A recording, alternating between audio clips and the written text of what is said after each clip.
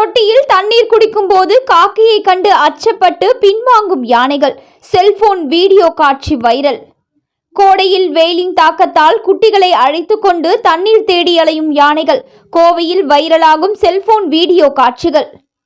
கோவை மேற்கு தொடர்ச்சி மலைப்பகுதியில் மீண்டும் துவங்கிய கோடை வெயிலின் தாக்கத்தினால் தண்ணீரை தேடி அலைந்து திரியும் வன விலங்குகளுக்கு வனத்துறையினர் வனப்பகுதிகளில் ஏற்படும் வறட்சியை தொடர்ந்து ஆங்காங்கே வன விலங்குகளுக்கு வனப்பகுதிக்குள் தொட்டி அமைத்து தண்ணீர் நிரப்பி வருகின்றனர்.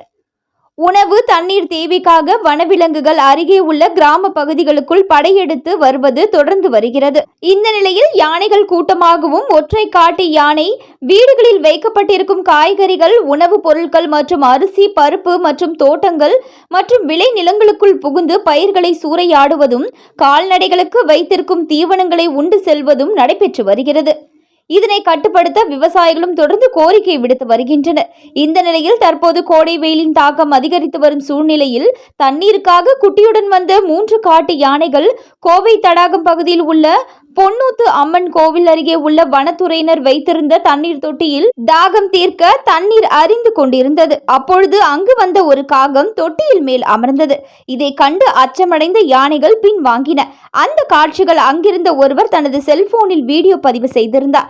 அந்த காட்சிகள் தற்பொழுது சமூக வலைதளங்களில் வைரலாகி வருகிறது. பெரிய அளவில் உருவம் கொண்ட யானையை கண்டு வன விலங்குகளும் மனிதர்களும் அஞ்சுகின்ற நிலையில் காகத்தை கண்டு யானைகள் அஞ்சிய சம்பவம் பார்ப்பவர்களை ஆச்சரியத்தை ஏற்படுத்தி உள்ளது குறிப்பிடத்தக்கது.